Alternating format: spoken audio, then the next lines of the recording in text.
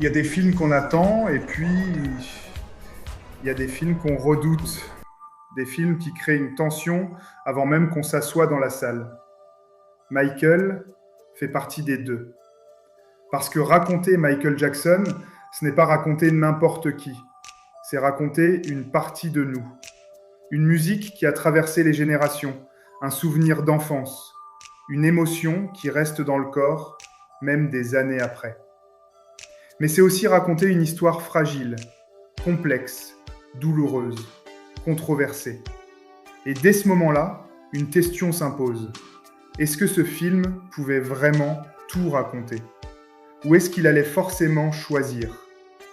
Et je vais être honnête avec vous, ce film ne mérite pas une simple critique. Il mérite une conversation, une vraie. Parce que ce que j'ai ressenti devant ce film, ce n'est pas simple. Ce n'est pas noir ou blanc, c'est un mélange d'admiration, de nostalgie, mais aussi de frustration, et parfois même de malaise. Alors aujourd'hui, on va prendre le temps, on va rentrer dedans, comprendre ce qui fonctionne, ce qui dérange, ce qui manque, et surtout, ce que ce film nous dit sur notre époque. Parce que ce film ne parle pas seulement de Michael Jackson, il parle de nous, de ce qu'on veut voir et de ce qu'on refuse de regarder. Avant même de parler du film, il faut parler de son origine, parce que tout commence là. Une énorme production, des millions investis, une équipe prestigieuse, et surtout, un détail essentiel. Le film est soutenu par les héritiers, par ceux qui contrôlent l'image de Michael Jackson. Et dès ce moment-là, quelque chose se joue. Parce que quand tu racontes une histoire, mais que ceux qui possèdent cette histoire sont dans la pièce, est-ce que tu peux vraiment être libre ? C'est une question inconfortable, mais elle est centrale. Et elle ne te quitte jamais pendant le film.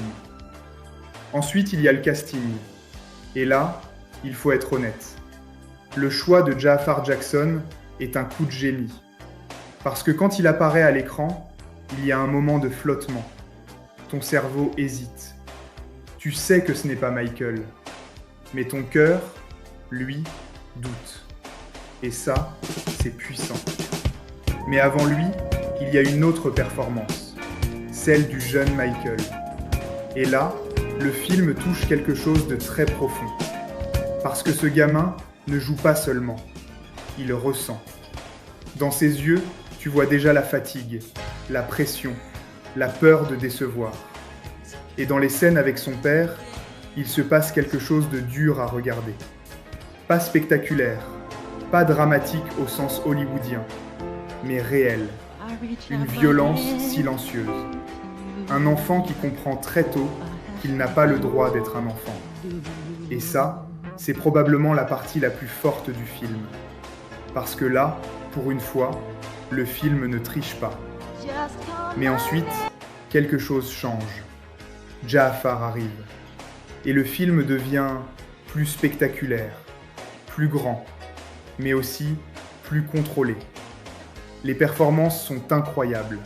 Motown 25, le Moonwalk, Thriller, Billie Jean. Et là, il faut le dire, tu ressens quelque chose, un frisson. Parce que ce n'est pas juste de la musique, c'est de la mémoire. Mais très vite, une autre sensation arrive, une répétition, une impression que le film avance sans jamais s'arrêter, comme une checklist. Et tu commences à comprendre, le film ne veut pas explorer, il veut montrer. Et ça change tout. Parce que montrer, ce n'est pas comprendre. Et c'est là que la frustration commence. Parce que chaque sujet important est effleuré. Le racisme, une scène. Le corps, une scène. Le vitiligo, quelques secondes. Et toi, tu restes là, avec des questions. Et plus le film avance, plus ces questions s'accumulent, jusqu'à ce moment. Le moment où tu réalises que certaines choses ne seront jamais abordées. Et là, il y a un léger malaise. Parce que tu comprends que ce film choisit. Il choisit ce qu'il montre. Et surtout, ce qu'il ne montre pas. Et c'est là que la critique devient plus profonde. Parce que ce film n'est pas juste un biopic, c'est une version propre, maîtrisée, presque idéale. Et à ce moment-là, tu te poses une question. Est-ce que je regarde un film ou une image construite? Et c'est là que tout bascule. Parce que tu continues à ressentir, mais tu commences aussi à douter. Et c'est exactement ce mélange qui rend ce film fascinant. Alors oui, c'est un film spectaculaire. Oui, c'est un hommage puissant. Mais ce n'est pas un film complet.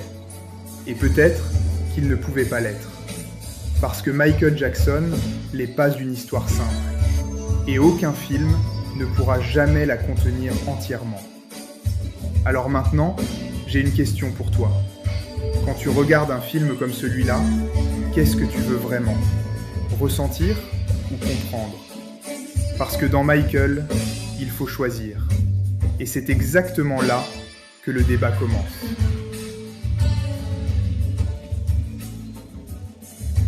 Il y a des films qu'on attend, et puis il y a des films qu'on redoute. Michael fait partie des deux catégories à la fois. Parce que raconter Michael Jackson au cinéma, ce n'est pas raconter n'importe qui. C'est s'attaquer à une figure qui dépasse le cadre de la simple célébrité. C'est toucher à quelque chose qui appartient à des centaines de millions de personnes. Une musique, une enfance, un souvenir, une émotion ancrée dans le corps. Mais c'est aussi s'attaquer à l'une des histoires les plus complexes, les plus douloureuses, les plus controversées de toute l'histoire de la culture populaire. Et pour être honnête avec vous dès le départ, ce film ne mérite pas une simple critique. Il mérite une conversation, une vraie. Alors c'est exactement ce qu'on va faire aujourd'hui. On va entrer dans ce film, le décortiquer dans tous les sens, parler de ce qui fonctionne, de ce qui dérange, de ce qui manque, et surtout de ce que tout ça nous dit sur la manière dont Hollywood traite les géants inconfortables de la culture. Attachez-vous. Ça va être long, ça va être dense, et je pense que vous allez ressortir de cette écoute avec un regard complètement différent sur ce biopic. Avant d'analyser ce film, il faut comprendre dans quel contexte il est né. Parce que Michael n'est pas arrivé comme ça, sans histoire. Il a une jeunesse qui en dit déjà beaucoup sur ce qu'il allait devenir. Tout commence en novembre 2019, soit 10 ans après la mort de Michael Jackson.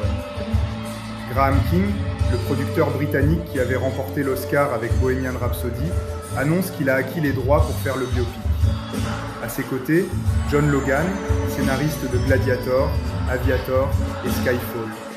Une équipe de prestige. Le projet est ambitieux. Il est soutenu par la famille Jackson, par les héritiers de l'artiste, et surtout par John Branca, le co-exécuteur testamentaire de la succession. Un homme qui contrôle une partie considérable de l'héritage financier et artistique de Michael Jackson. Ce point est essentiel, il faut y revenir. Quand la famille, les héritiers et l'avocat gestionnaire d'un artiste sont directement impliqués dans la production d'un film sur cet artiste, vous avez déjà une question fondamentale posée sur la table. Peut-on, dans ces conditions, raconter une histoire complète? Peut-on se permettre les zones d'ombre? Peut-on nommer les vérités qui dérangent? On y reviendra, mais gardez cette question en tête. En janvier 2023, Antoine Fuqua est annoncé comme réalisateur. C'est un choix intéressant. Fuqua, c'est Training Day, c'est l'Equalizer, c'est la rage au ventre. Un réalisateur qui sait filmer la tension, la violence psychologique, les rapports de domination. Un cinéaste qui n'est pas censé faire de la dentelle. Quelques jours après cette annonce, un autre nom tombe. Et celui-là va tout changer dans la perception du projet. Jafar Jackson, neveu de Michael, fils de Jermaine, 26 ans au moment du tournage. La nouvelle explose sur les réseaux sociaux. Les fans sont en transe, parce que la ressemblance est saisissante. La silhouette, les traits du visage, quelque chose dans le regard, c'est troublant. Et cette décision de casting, qu'on peut analyser comme un choix artistique ou comme une décision stratégique, probablement les deux, va devenir l'un des grands sujets de discussion autour du film. La production, initialement prévue pour le courant 2023, est retardée par la grève historique de SAG-AFTRA. Elle débute finalement le 22 janvier 2024, principalement à Santa Barbara, avec quelques jours de tournage à Gary, dans l'Indiana, la ville natale de la famille Jackson. Et puis, en juin 2025, coup de théâtre. Les héritiers de Michael Jackson injectent entre 10 et 15 millions de dollars supplémentaires pour retourner des scènes entières. La raison officielle évoquée, la découverte tardive d'une clause contractuelle interdisant toute représentation de l'un de ses accusateurs.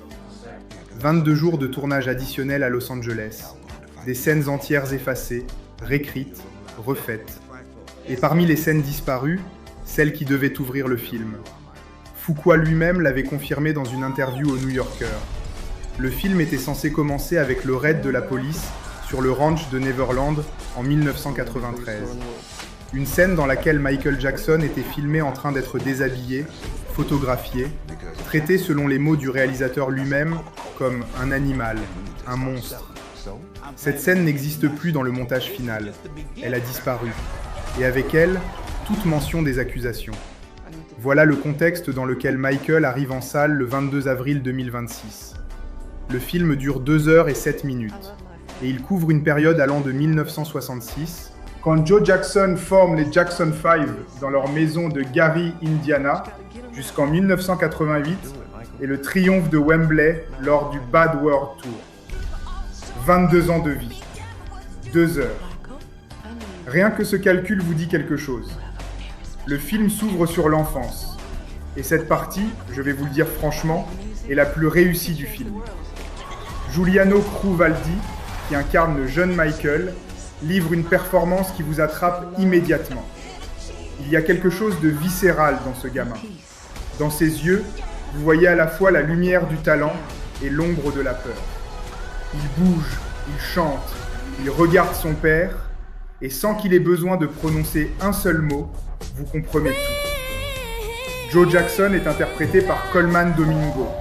Et là, le film marque vraiment un point fort. Domingo est terrifiant dans le bon sens du terme. Il incarne un homme qui croit sincèrement que la discipline absolue, la pression constante, la violence psychologique et parfois physique sont les seuls outils capables de transformer ses fils en stars. Il n'est pas un monstre caricatural, il est quelque chose de pire, un homme convaincu d'avoir raison. Les scènes de répétition sont dures, elles installent une tension permanente. Michael, enfant, répète jusqu'à l'épuisement, recommence les mêmes gestes des dizaines de fois, reçoit les critiques de son père comme des coups. Et dans ces moments-là, le film atteint quelque chose de vrai, parce que cette partie de l'histoire est bien documentée. Les interviews de Michael Jackson lui-même, tout au long de sa vie, ont confirmé la violence psychologique exercée par Joe. La peur constante, le manque d'amour paternel, la solitude d'un enfant prodigieux privé d'enfance. Et le film, dans ses scènes, ne triche pas. Il montre l'horreur douce et quotidienne de cette éducation. La manière dont un talent exceptionnel peut être à la fois nourri et détruit par les mêmes mains. Et surtout, il pose la vraie question qui sous-tend toute la vie de Michael Jackson. Qu'est-ce que ça fait à un être humain de n'avoir jamais été un enfant ? Puis vient la transition. Et là, Jafar Jackson entre en scène. Et le film change de nature. Jafar est bluffant sur un point très précis. Il a travaillé pendant des années pour reproduire les mouvements de son oncle. La chorégraphie, les gestes, les tics de scène, le moonwalk, la façon de tenir le micro, la façon de poser les pieds.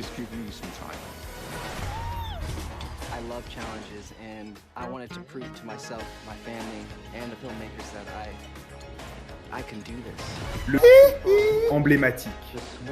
Et sur ces moments de performance pure, il est hypnotisant. Il y a une scène en particulier, celle de Motown 25 en 1983, où Michael Jackson exécute le moonwalk pour la première fois à la télévision américaine. Cette scène a été reconstruite avec une précision impressionnante. Et pendant quelques secondes, vous oubliez que c'est une reconstitution. Vous êtes à nouveau dans ce moment suspendu où le monde a retenu son souffle. Bohemian Rhapsody avait réussi quelque chose de similaire avec le Live Aid de Freddie Mercury. Et là, Michael touche à la même magie. Les séquences de Thriller, de Beat It, de Billie Jean sont aussi reconstituées avec un soin réel. L'équipe de production a clairement investi du temps et de l'énergie à rendre ces moments crédibles visuellement. Et les fans vont aimer. Parce que voir ces morceaux revivre sur grand écran, entendre ces sons dans une salle de cinéma, avec la qualité audio d'un vrai spectacle, c'est une expérience physique. Ça remue quelque chose dans le corps. Ça fait remonter des émotions enfouies, des souvenirs d'enfance, des nuits à regarder des clips en boucle sur MTV. Le film a compris ça, et il l'exploite à fond. Mais voilà où le film commence à perdre pied. Parce qu'entre les grandes scènes de performance, Michael enchaîne les étapes comme une liste de courses. Ou plutôt, comme un article Wikipédia mis en image. Motown 25, coché. Thriller, coché. Off the Wall, survolé en 2 minutes. L'accident Pepsi, mentionné, puis aussitôt contourné. Les chirurgies, un plan, 2 répliques, et on passe à autre chose. Le vitiligo, évoqué brièvement pour justifier les changements physiques. Les relations avec la famille Jackson, schématisées. La relation avec Diana Ross, quasi inexistante. Quincy Jones, l'un des plus grands producteurs de l'histoire de la musique, réduit à quelqu'un qui appuie sur des boutons dans un studio. Et là, on entre dans ce que les critiques anglo-saxons appellent le Wikipédia biopic. Un film qui récite une biographie sans jamais s'y arrêter vraiment. Qui coche les cases dans l'ordre chronologique sans jamais prendre le risque d'explorer ce qui se passe entre les cases. Le site Écran Large a été particulièrement sévère sur ce point. Pour eux, le film est un biopic publicitaire tristement artificiel, qui s'intéresse moins à Michael Jackson qu'à son image et aux ventes de ses albums. Et c'est une critique qui fait mal, parce qu'elle est difficile à contredire. Le Guardian, sous la plume de Peter Bradshaw, lui a donné 2 étoiles sur 5. Sa formulation est précise. Jaffa recrée avec brio et intuition le style scénique de Michael. Mais il s'agit d'un film frustrant de superficialité. John Nugent d'Empire, l'un des magazines de cinéma les plus influents, a été encore plus direct. Un hommage cosplay sans point de vue artistique. Ces mots sont durs, mais derrière leur sévérité, il y a une observation réelle. Un grand biopic ne se contente pas de montrer, il explique, il analyse, il met en perspective, il prend des risques d'interprétation. Bohemian Rhapsody, auquel Michael est constamment comparé, puisque c'est le même producteur Graham King, n'était lui-même pas exempt de reproches sur ce plan. Mais il avait au moins fait des choix narratifs clairs sur la manière de raconter Freddie Mercury. Il avait une structure émotionnelle identifiable.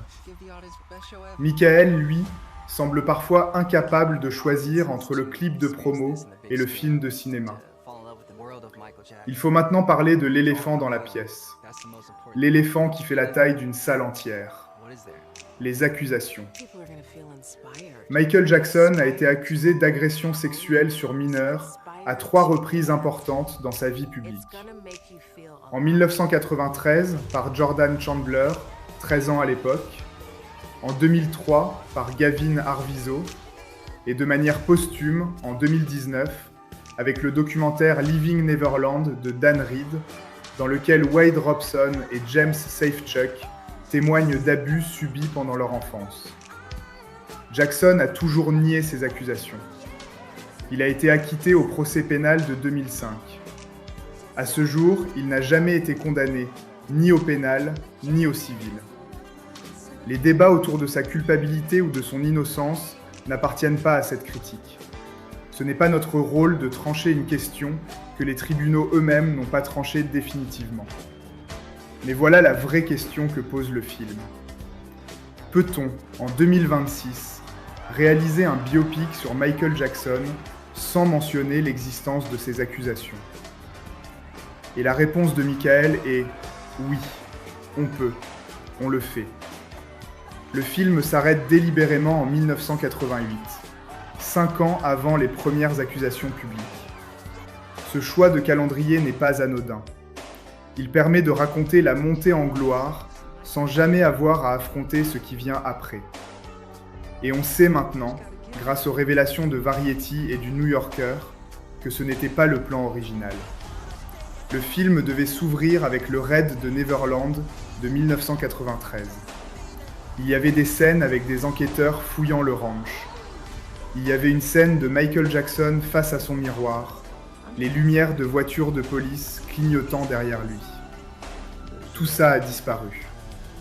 Officiellement à cause d'une clause juridique liée au règlement de 23 millions de dollars conclu avec Jordan Chandler, qui interdisait toute représentation future de Chandler dans un film.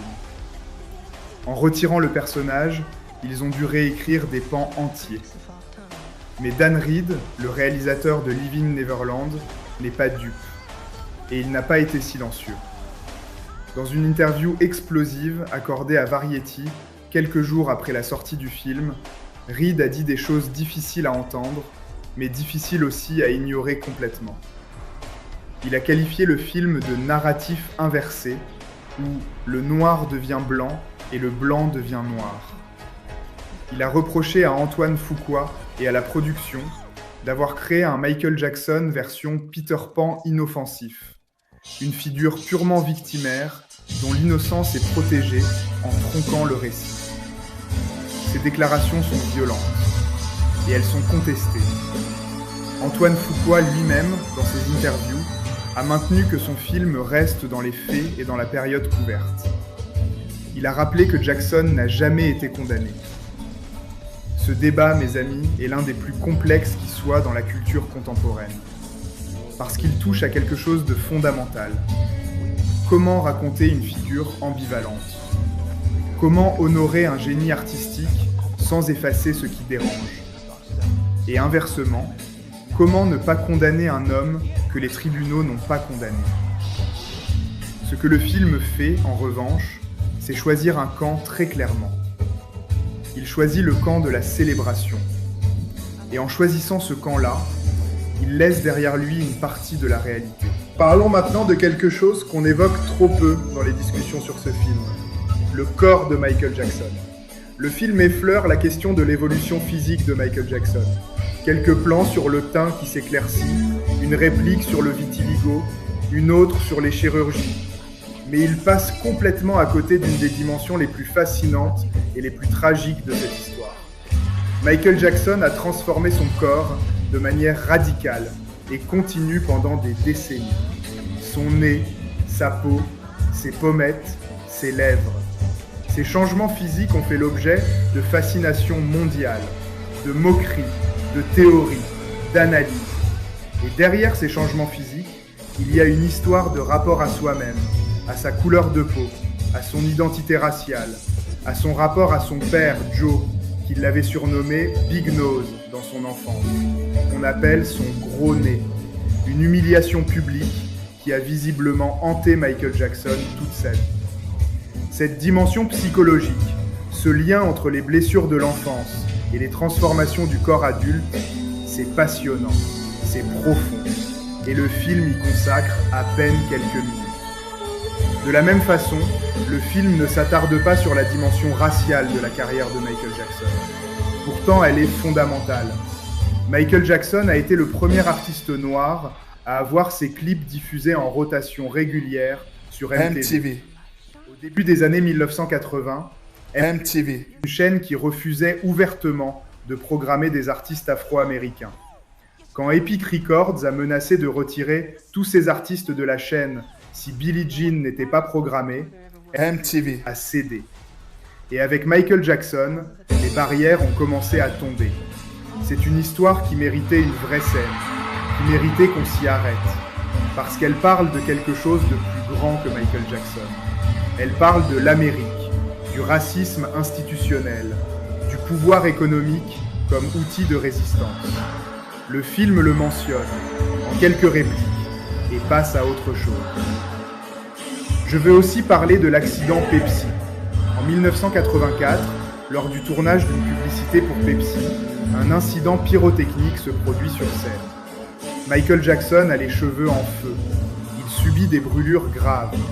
Selon les versions, des brûlures au 3e degré sur une partie du crâne. Cet accident, selon de nombreux biographes et proches de Michael Jackson, a marqué un tournant dans sa relation aux analgésiques et aux opioïdes. C'est à cette période que démarre une dépendance aux médicaments qui allait progressivement le consumer pendant les 25 années suivantes, jusqu'à sa mort en 2009 d'une surdose de propofol administrée par son médecin personnel, Conrad Murray. Le film montre l'accident.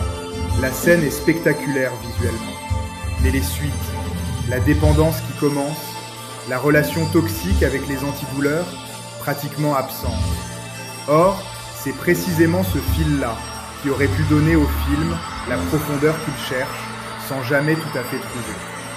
Parce que la descente aux enfers de Michael Jackson à travers les médicaments, c'est l'histoire d'un homme brisé depuis l'enfance, qui ne sait plus comment gérer la douleur physique et émotionnelle autrement qu'en l'anesthésiant. C'est une histoire humaine, universelle, tragique, et le film la laisse de côté. Revenons à Jafar Jackson, parce qu'on a été peut-être un peu dur avec lui jusqu'ici, et ce ne serait pas juste. Jafar Jackson a 26 ans quand le tournage commence. C'est sa première grande performance à l'écran. Et il porte sur ses épaules le poids d'un des castings les plus difficiles qu'on puisse imaginer. Incarner son propre oncle. Un oncle qui est l'une des personnes les plus photographiées, les plus filmées, les plus imitées de l'histoire humaine. Un oncle dont chaque geste, chaque expression, chaque pose est gravée dans la mémoire collective de la planète entière. La pression est inhumaine, et sur certains aspects, il est vraiment remarquable. Sa maîtrise de la danse est impressionnante. Il a clairement travaillé pendant des années sur les chorégraphies. Il a la gestuelle, il a la fluidité. Et physiquement, par moments, la ressemblance est réellement troublante. Antoine Fuqua a pris une décision de mise en scène intéressante. Il a filmé les scènes de concert en premier, avant le reste du film. L'objectif ? Plonger Jafar immédiatement dans ce qu'il y a de plus intense, pour que ses performances deviennent son terrain de confiance, la base émotionnelle à partir de laquelle tout le reste pouvait se construire. Et ça se voit. Ces scènes ont une énergie différente des scènes de dialogue. En revanche, Dan Reed, dans son interview, a pointé quelque chose de gênant. Il a dit que la performance de Jafar dans les scènes adultes est assez sèche, et que l'une des raisons, selon lui, c'est qu'il n'avait tout simplement pas de matière à interpréter dans le scénario. Et c'est là le problème. La performance d'un acteur n'est pas uniquement une question de talent personnel. C'est aussi une question de ce que le scénario lui donne à jouer. Si votre personnage n'a pas de zone d'ombre, pas de contradiction interne, pas d'ambivalence, comment créer un être humain complexe à l'écran ? Vous créez une icône, pas un homme. Parlons maintenant de la réalisation d'Antoine Fuqua elle-même. Fuqua est un réalisateur compétent. Il sait cadrer une scène d'action, il sait gérer des foules, il sait créer une tension. Mais Michael souffre d'un problème de fond que la mise en scène ne peut pas corriger. Les scènes de concert sont bien filmées, il y a de l'énergie, du mouvement, une vraie présence visuelle. Mais les scènes de dialogue, les scènes intimes, les scènes censées nous faire comprendre qui est Michael Jackson en dehors des projecteurs, sont souvent plates, convenues, dépourvues de risques. Il y a une théorie dans le monde du cinéma qui dit que la mise en scène d'un biopic trahit toujours les intentions de la production. Si le film veut célébrer, la caméra sera en contre-plongée, la lumière sera dorée, la musique sera grandiose. Si le film veut questionner, la caméra sera plus nerveuse, plus proche, plus inconfortable. Dans Michael, la caméra est constamment dans l'admiration. Et ça se sent. NME a donné 3 étoiles sur 5 au film, en le qualifiant de « vitrine soignée et accessible de la période impériale de Jackson ». C'est peut-être la description la plus précise qu'on puisse en donner. Une vitrine, propre, bien éclairée, accessible. Mais une vitrine quand même. Une vitrine ne montre pas tout. Une vitrine montre ce qu'on a choisi de montrer. Il faut maintenant parler du box-office, parce que le film est un succès commercial absolument massif.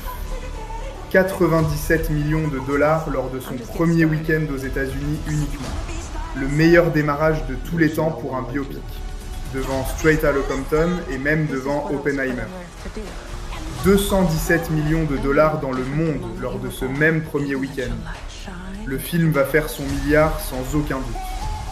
Et ça pose une question fondamentale, peut-être la plus fondamentale de toutes. Est-ce que le public veut de la vérité ou est-ce qu'il veut du plaisir ? Le Guardian, dans sa critique, a posé explicitement cette question. Le journal a classé Michael parmi une série de biopics musicaux récents qui présentent des portraits aseptisés de musiciens populaires. Il a cité Bohemian Rhapsody, Elvis, Back to Black. Et il a conclu: lorsqu'il s'agit d'objectivité et de vérité, le public privilégie le plaisir musical. C'est brutal comme constat, mais difficile à réfuter quand on regarde les chiffres. Le public qui se déplace en masse pour voir Michael ne vient pas pour être challengé. Il vient pour retrouver quelque chose qu'il aime, une musique qui appartient à sa vie, une émotion qui lui appartient. Et le film leur donne exactement ça. Il n'y a rien d'intellectuellement malhonnête dans ce désir-là. Vouloir retrouver Thriller sur grand écran, vouloir voir le moonwalk recréé avec soin, vouloir sentir la puissance de Wembley en 1988, c'est légitime, c'est humain, c'est même émouvant. Le problème, c'est quand ce désir légitime du public sert à justifier l'absence de tout questionnement dans un film qui se présente comme un biopic. Parce qu'un biopic n'est pas un concert. Un biopic n'est pas une rétrospective. Un biopic est censé être une exploration d'une vie humaine, avec sa complexité, ses contradictions, ses zones d'ombre. Pensez aux grands biopics de l'histoire du cinéma. Citizen Kane n'est pas une célébration de William Randolph Hearst, c'est une déconstruction. Raging Bull n'est pas une célébration de Jake LaMotta, c'est une plongée dans une violence intérieure.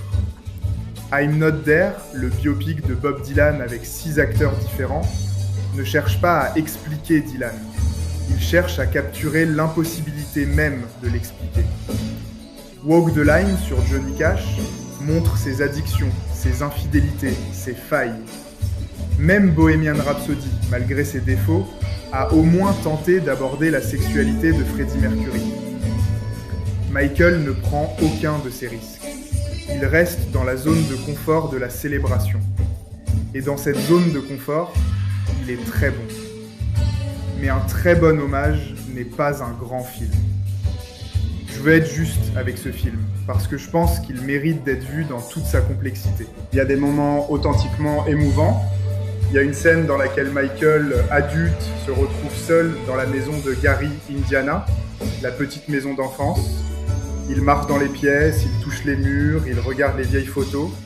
Et dans ce silence-là, sans musique, sans chorégraphie, Jaafar transmet quelque chose de réel, une solitude profonde. Un homme qui porte tout le poids de ce qu'il est devenu. Ces moments-là, rares mais précieux, rappellent ce que le film aurait pu être s'il avait eu le courage de ses ambitions initiales. Il y a aussi une dimension émotionnelle dans la relation entre Michael et sa mère Catherine, interprétée par Nia Long, qui apporte de la chaleur et de la tendresse à un film qui en a parfois besoin pour ne pas s'enfermer dans sa propre grandiloquence. Et puis il y a la musique de Michael Jackson, qui est et qui restera quelque chose de transcendant. Quand Thriller retentit dans la salle, quand les premières notes de Billie Jean arrivent, quand Man in the Mirror surgit dans sa plénitude, il se passe quelque chose. Et ça, vous ne pouvez pas le nier. Ce n'est pas le mérite du film, c'est le mérite de l'artiste. Mais dans une salle de cinéma obscure, avec un son calibré et un écran immense, l'effet est réel. Permettez-moi maintenant de mettre tout ça en perspective. Michael sort dans un contexte culturel très particulier.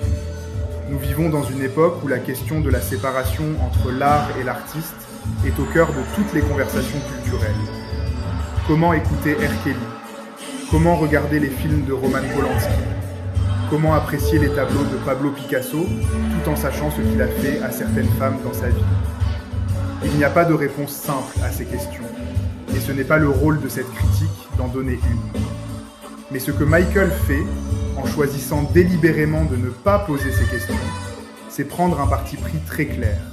Il dit « l'art suffit, la gloire suffit, le talent suffit ». Et en 2026, faire ce choix-là sans l'assumer explicitement, sans même l'interroger, c'est un acte politique. Ce n'est pas de la neutralité, c'est un choix. Et ce choix-là mérite d'être nommé. Alors, que penser de Michael en définitive? Je vais vous donner ma conclusion honnête et je vais la donner en deux parties. La première partie s'adresse aux fans.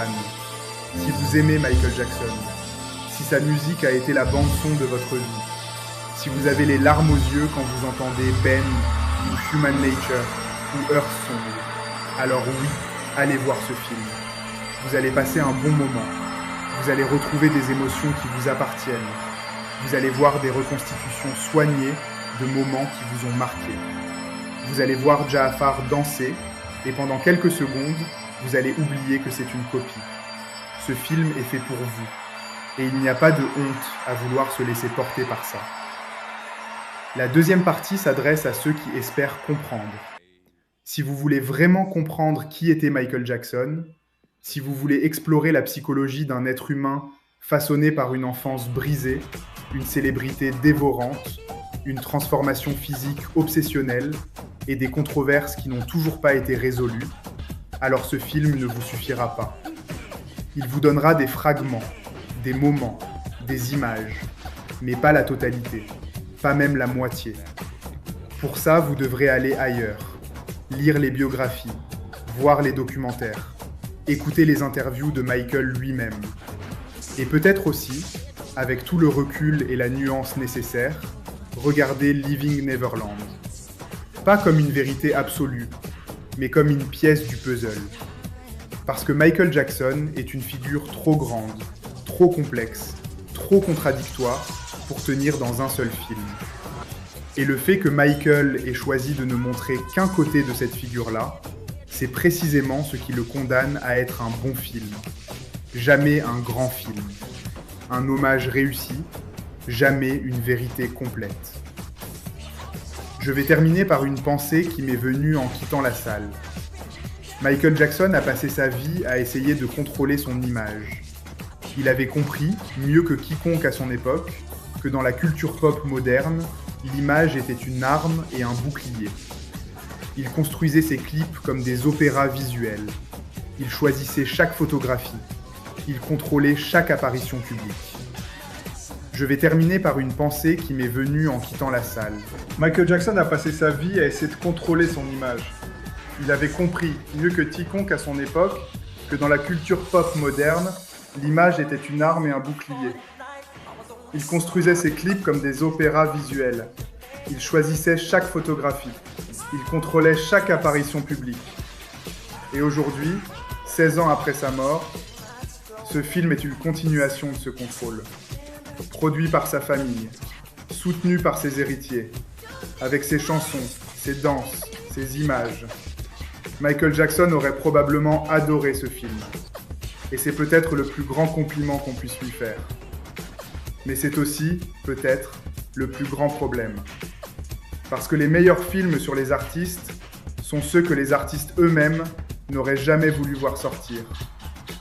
Les films qui racontent l'homme derrière la légende, pas la légende à la place de l'homme. Michael fait le choix de la légende. Et c'est ce choix-là, assumé pleinement, qui fait de lui un film spectaculaire et incomplet à la fois, pour toujours.